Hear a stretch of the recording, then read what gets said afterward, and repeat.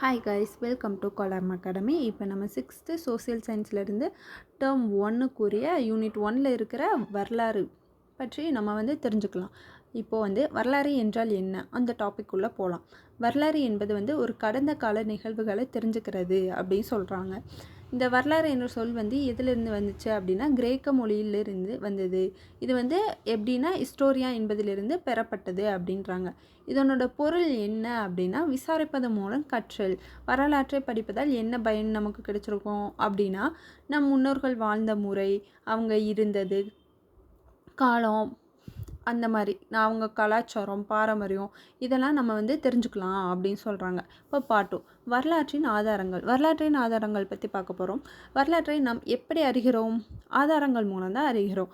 வரலாற்று ஆதாரங்கள் 2 வகைப்படும் சொல்கிறாங்க. தொல்பொருள் சான்றுகள், இலக்கிய சான்றுகள் சொல்கிறாங்க. தொல்பொருள் சான்றுகள்னால் என்னென்ன?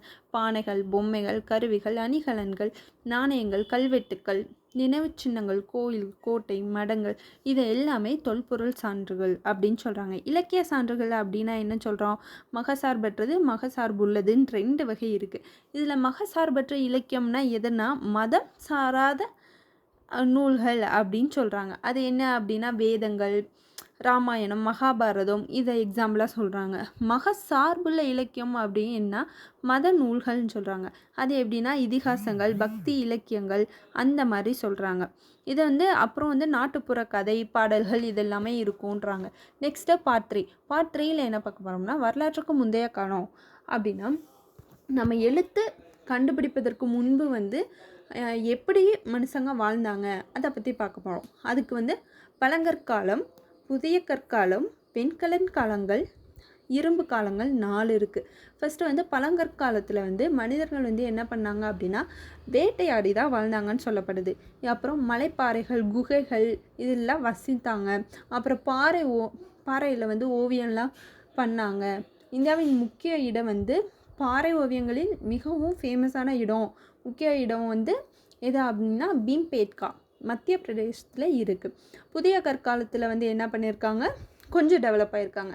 விவசாயம் ஆரம்பிக்கலாம் அப்படின்னு விவசாயம் தொடங்கினா ஒரு இடத்துலையும் மக்கள் எல்லாம் குடியிருந்தனர். அந்த மாதிரி வெண்கலக்காலம் அப்படின்னா என்ன அப்படின்னா உலோக கருவிகள் பயன்படுத்த ஆரம்பித்தாங்க.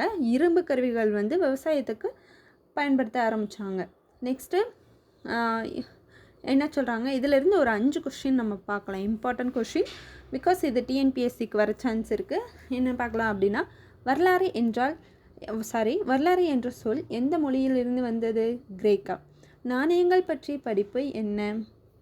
நாணயவியல். பாறை ஓவியங்களுக்கு பிரசித்தி பெற்ற இடம் எது? பீம்பேட்கா.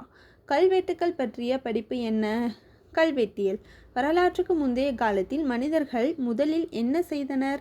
வேட்டையாடினர். Thank you guys.